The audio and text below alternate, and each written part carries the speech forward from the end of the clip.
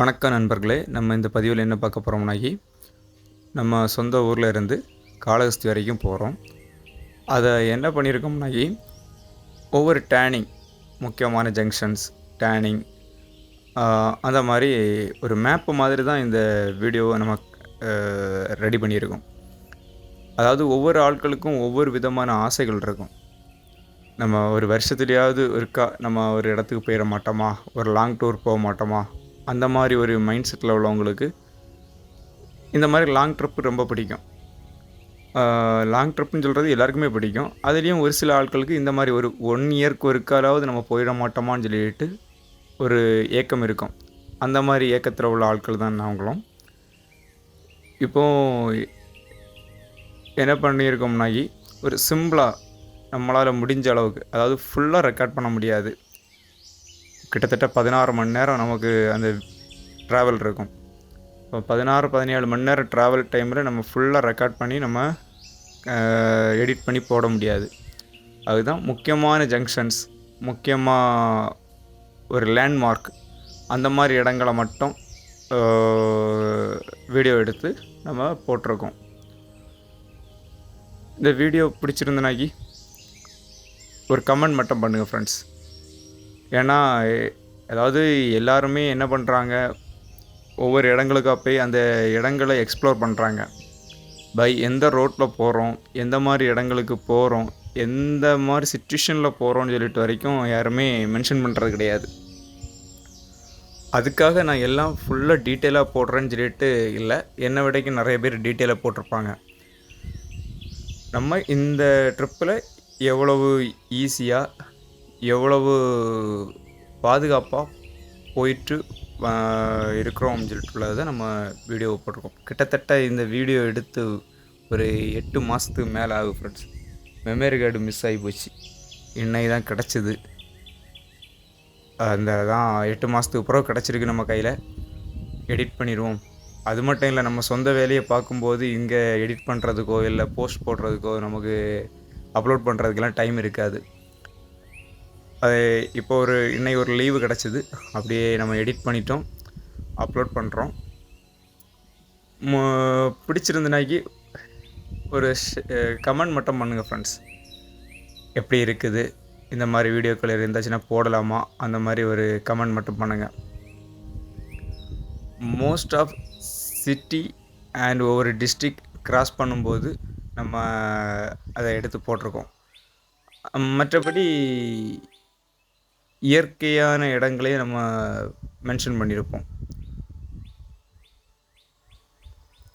இது எல்லாருக்கும் தேவைப்படும் ஃப்ரெண்ட்ஸ். ஏன்னா ஒரு சில இடங்களில் நம்ம ரொம்ப இக்கட்டான இடங்களில் போய் மாட்டிக்கிடுவோம். அதுலேயும் நம்ம பார்டரில் எல்லாம், அதுவும் நம்ம தமிழ்நாடு ஆந்திரா பார்டர்னு சொல்லும்போது இப்போ இல்லை, நம்ம சின்ன வயசுலேருந்தே கேட்டுட்ருக்கிறது தான், ஏதாவது ஒரு அசம்பாவிதம் நடந்துக்கிட்டே இருக்கும். அதனால் அந்த இடங்கள்லாம் எவ்வளோ சேஃபாக போகணும், எத்தனை மணிக்கு முன்ன போகணும், அந்த மாதிரி தான் போட்டிருக்கோம். இப்போ நம்ம ஒவ்வொரு இடங்கள் போகிறத நம்ம லேண்ட்மார்க்கை அதில் மென்ஷன் பண்ணுறோம், பார்த்துக்கிடுங்க. அது மட்டும் இல்லை, இப்போ ஆந்திரா பார்டர் போகும்போது, அதாவது நம்ம தமிழ்நாடு பார்டரில் பிரச்சனை கிடையாது, தமிழ்நாடுக்குள்ளே எந்த ஒரு பிரச்சனையும் கிடையாது. நம்ம எங்கே ஆனாலும் ஃப்ரீயாக போயிடலாம், எங்கே ஆனாலும் ஃப்ரீயாக வந்துடலாம், இந்தியாவுக்குள்ளே எங்கே ஆனாலும் போயிடலாம். ஆனால் அதே சமயத்தில் ஒவ்வொரு பார்டர்ஸ்ன்னு சொல்லிட்டு வரும்போது, பார்டருக்கு அந்த பக்கம் ஒரு 20 கிலோமீட்டர், பார்டருக்கு இந்த பக்கம் ஒரு 20 கிலோமீட்டர், எப்போதுமே ஒரு குழப்பமான இடமாக தான் இருக்கும். அது இங்கே மட்டும் இல்லை, எல்லா ஸ்டேட்லேயும் உள்ளது தான். ஒரு 20 கிலோமீட்டருக்கு பார்டருக்கு அந்த பக்கமும் இந்த பக்கம் ஒரு 40 கிலோமீட்டர் நமக்கு ஒரு குழப்பமான இடமங்களாக இருக்கும். அதே சேம் டைம் நம்ம ஹைவேல போகிறோம், நம்ம சின்ன வண்டியில் போனாலும் சரி, பெரிய வண்டியில் போனாலும் சரி, மற்ற வண்டிகளையும் பார்த்து அவங்களுக்கும் வழிவிட்டு அவங்களுக்கு இடைஞ்சல் இல்லாத அளவுக்கு நம்ம பாதுகாப்பாக போயிட்டு வரணும் ஃப்ரெண்ட்ஸ். அதே போல் ஒவ்வொரு இடங்கள்லையும் சிக்னல்ஸ் ப்ளஸ் நம்ம எந்த மாதிரி ரவுண்டான எல்லாம் போட்டிருக்காங்க, அந்த மாதிரி எல்லாம் பார்த்து மெதுவாக போங்க. ஏன் அப்படி சொல்கிறோம்னா, நம்ம சிக்னல்ஸை பார்க்க மாட்டோம், நமக்கு அந்த ஏரியாவில் பார்க்கும்போது ரோடு ஸ்ட்ரைட்டாக இருக்கும். ரோடை ஸ்ட்ரைட்டாக இருக்குதுன்னு சொல்லிக்கிட்டு ரோட்டில் நேராக ஸ்ட்ரைட்டாக போயிடக்கூடாது. அந்த இடத்துல ஒரு ரவுண்டான சர்க்கிள் போட்டிருப்பாங்க, அந்த ரவுண்டானாலேருந்து நம்ம லெஃப்ட்டில் ஏறி அதுக்கப்புறம் தான் ரைட்டில் ஏற வேண்டிய இருக்கும். நம்ம என்ன பண்ணுவோம், நம்ம தெரியாத இடங்களில் போகும்போது ஸ்ட்ரைட்டாக அந்த இடத்துல நமக்கு ரைட் சைடு, அவங்களுக்கு கரெக்டான ரூட்டாக இருக்கும். நமக்கு ரைட் சைடுன்னு சொல்லும்போது ராங் ரூட்டாக இருக்கும், அவங்களுக்கு ஸ்ட்ரைட் ரூட்டாக இருக்கும். அந்த மாதிரி இடங்களில் போய் மாட்டிக்கிடக்கூடாது. மோஸ்ட்லி பார்த்து போங்க. எவ்வளோ கவனமாக போக முடியுமோ அவ்வளோ கவனமாக போங்க. இப்போ நீங்கள் ஒரு கான்சியஸ் ஸ்பீடில் போயிட்டுருக்கிறீங்க, ஒரு குறிப்பிட்ட ஸ்பீடை மெயின்டைன் பண்ணுறீங்கன்னா, நான் இந்த ஸ்பீடு தான் அப்படின்னு நான் சொல்ல மாட்டேன். எப்படி இருந்தாலும் நம்ம ஒரு லாங்கில் போகும்போது மேக்ஸிமம் உள்ள ஸ்பீடு பிடிப்போம். ஆனால் அதுக்குன்னு சொல்லிட்டு மேக்ஸிமம் ஸ்பீடு பிடிக்காதீங்க. ஏன் அப்படி சொல்கிறோம்னாக்கி, நமக்கு எந்த இடத்துல கட்டரை இருக்குதுன்னு தெரியாது, எந்த இடத்துல பம்பு இருக்குதுன்னு தெரியாது, எந்த இடங்களில் தோண்டி போட்டிருக்காங்கன்னு தெரியாது, தோண்டி இருக்க இடங்களில் மூடி வச்சுருப்பாங்க, அதுவும் நமக்கு தெரியாது. குறிப்பிட்ட பாயிண்டில் அதாவது குறிப்பிட்ட டேர்னிங் பாயிண்டில் நமக்கு தெரியாது எந்த இடத்துல டேர்ன் பண்ணணும், லெஃப்ட் சைடாக ரைட் சைடாக, அது மென்ஷன் பண்ணுறதுக்கு ஒரு சில இடங்களில் இருக்கவே இருக்காது. எந்த ஒரு ரிஃப்ளெக்ஷனும் இருக்காது. ப்ளஸ் அதோட ஒவ்வொரு சிக்னல்ஸுக்குள்ள போர்டும் வச்சுருக்க மாட்டாங்க. சம்டைம் சில நமக்கு ஒரு இடத்துல இருந்து இன்னொரு இடத்துக்கு கிராஸ் ஆகிறதுக்கோ இல்லை பிரிட்ஜுக்கு அடியில் போகிறதுக்கோ ஏதாவது ஒரு நேம் போர்டு வச்சுருப்பாங்கன்னா அந்த நேம் போர்டு கூட இருக்காது. அதனால் நம்ம ரொம்ப கவனமாக, அதாவது இன்னொரு விஷயம் ஃப்ரெண்ட்ஸ், நம்ம கூகுள் மேப்பை மட்டும் நம்பி போயிடாதுங்க. எப்போதுமே நம்ம சொந்த அறிவுன்னு சொல்லுவோம்ல, அதாவது இந்த ரோட்டிலேருந்து நம்ம இந்த ரோடுக்கு போகிறோம், ஒவ்வொரு நேம் போர்டு வச்சுருப்பாங்க, அந்த நேம் போர்டை கவனித்து போங்க. எப்போதுமே நம்ம இந்த மிஸ்டேக் மட்டும் பண்ணிடுறாங்க. கூகுள் மேப்பை மட்டும் நம்பி போனீங்க, மாட்டிக்கிட்டீங்க. எங்கேயுமே கூகுள் மேப்பை நம்பி போகாதுங்க. கூகுள் மேப்புன்னு சொல்கிறது நமக்கு ஒரு சர்வே பண்ணுறதுக்கு ஒரு பார்ட்டு தான். அதையே நம்பி நம்ம சர்வே பண்ணணும்னு நினச்சோம்னா சர்வே பண்ண முடியாது. சேம் டைம் நம்ம பாதுகாப்பாக போகணும். பாதுகாப்பாக போகணுன்னாக்கி ரொம்ப கவனமாக ஸ்லோவாக போகணும். அதுதான் முக்கியம். எங்கே போனாலும் சரி, எனக்கு தெரிஞ்சு ஒரு ஹைவேயில் போகிறீங்களா, 80க்குள்ளேயே போங்க. 75 80 போகிறது மெயின்டைன் பண்ணுறது நல்லது தான், ஒரு குறிப்பிட்ட நார்மல் ஸ்பீடு. ஏன்னா லாங் ரூட்டு போகிறோம், நம்ம எத்தனை கிலோமீட்டர் போகிறோம் நமக்கே தெரியாது. அந்த மாதிரி போகும்போது இன்ஜின் ஹீட் ஆகிறது அது வேறு கதை. நமக்கு டயர் அடிக்கடி பிரேக் சவுட்டுவாங்க சிலவங்க. அந்த மாதிரி பிரேக் சவுட்டும்போது டிஸ்க்கு எப்போதுமே ஹீட் ஆகும். நமக்கு டிஸ்க்கு ஹீட் ஆகும்போது என்ன ஆகும்னாக்கி அது டயரை தான் பாதிக்கும். ஏன்னா உள்ள எல்லாருமே நைட்ரஜன் கேஸ் அடைச்சிருப்பாங்கன்னு நான் சொல்ல மாட்டேன். சம்டைம் நம்ம நார்மல் கேஸ்லேயே போவாங்க. நார்மல் ஏர்லேயே போயிட்டுருக்கும்போது என்ன ஆகும்னாக்கி டயர் ஓவர் ஹீட் ஆகும். அதே டைமில் ஒவ்வொரு இடங்கள்லையும் ஒரு குறிப்பிட்ட இடங்கள், ஒரு 300 கிலோமீட்டர் 400 கிலோமீட்டர் ஓட்டிட்டோமா, இல்லை ஒரு 500 கிலோமீட்டர் ஓட்டியிருக்கோமா, ஒரு இடத்த ரெஸ்ட் எடுத்து போகிறது நல்லது ஃப்ரெண்ட்ஸ். ஏன்னாக்கி நமக்கு பேக் பெயின் வரும், இல்லை நமக்கு ஒரு என்ன சொல்கிறதுக்கு ஒரு கண் தூக்க மாட்டு மசக்க மாட்டு அந்த மாதிரி எல்லாம் வரும். அந்த மாதிரி இடங்களில் நம்ம போகும்போது கொஞ்சம் பார்த்து நிதானமாக ஒரு இடங்களில் நிறுத்தி எடுத்து போகிறது நல்லது. ட்ராவல் டைமில் அதிகமாக ஃபுல்லாக சாப்பிடாதுங்க. அதாவது வயர் நிறச்சி சாப்பிடணும். அதாவது டிரைவரை சொல்கிறேன். மற்றபடி உள்ளவங்க எப்படி சாப்பிட்டாலும் பிரச்சனை இல்லை, அவங்க தூங்கிடுவாங்க வண்டியிலேருந்து. மற்றபடி இன்னொரு விஷயம் ஃப்ரெண்ட்ஸ், மேக்ஸிமம் டிரைவர் சைடில் இருக்கிற பேசஞ்சர், அது நீங்கள் ட்ராவல்ஸ் பிடிச்சி போங்க, இல்லை மற்றபடி ஓன் காரில் போங்க, இல்லை ஓன் காருக்கே டிரைவர் போட்டு போங்க, அது எப்படி போனாலும் சரி, இல்லை பஸ்ஸுலேயே போனாலும் சரி, டிரைவருக்கு ஆப்போசிட் சைடு, அதாவது டிரைவருக்கு பேசஞ்சர்னு சொல்லுவாங்க, இல்லை டிரைவர்னு சொல்லுவாங்க. அந்த மாதிரி ஒரு சைடில் இருக்கிறவங்க எக்கார்ந்து கொண்டு தூங்கிடாதுங்க. அப்படி தூங்குறதா இருந்தால் பின்னாடி போய் தூங்கிடுங்க. முன்னாடி இருந்து எக்கார்ந்து கொண்டு தூங்காதுங்க. அப்படி நீங்கள் தூங்கும்போது உங்களை கவனித்தாலும் கவனிக்காமல் இருந்தாலும் ஆட்டோமேட்டிக்காக டிரைவர் தூங்கிடுவாங்க. அதான் நிதர்சனமான உண்மை. பிறகு டிரைவர் எங்கேயாவது கொண்டு விட்டுட்டான்னு சொல்லிட்டு சொல்லக்கூடாது. ஏன்னா நிறைய இடங்களில் நடந்திருக்கு. டிரைவர் கண் மசங்கிறதுக்கு காரணமே பக்கத்தில் இருக்கவங்க தான். அவங்க தான் காரணம். அதுக்கப்புறம் தான் டிரைவரை நம்ம குற்றம் சொல்ல முடியும். டிரைவரை மேக்ஸிமம் எல்லா டிரைவர்னு சொல்லியிருப்பாங்க, பார்த்துருப்பீங்க. நீங்கள் பின்னாடி போய் இருங்க, நீங்கள் முன்னாடி இருக்காண்டா, எனக்கு ரூட்டு மட்டும் சொன்னால் போதும், நான் அந்த ரூட்டில் போயிடுவேன்னு சொல்லிட்டு. யாராவது கேட்பாங்களா? கேட்க மாட்டாங்க. முன்ன இருக்கிறத ஆசைப்படுவாங்க. முன்ன இருக்கிற ஆசைப்படுறவங்க எப்படிப்பட்டவங்களாக இருக்கணும்?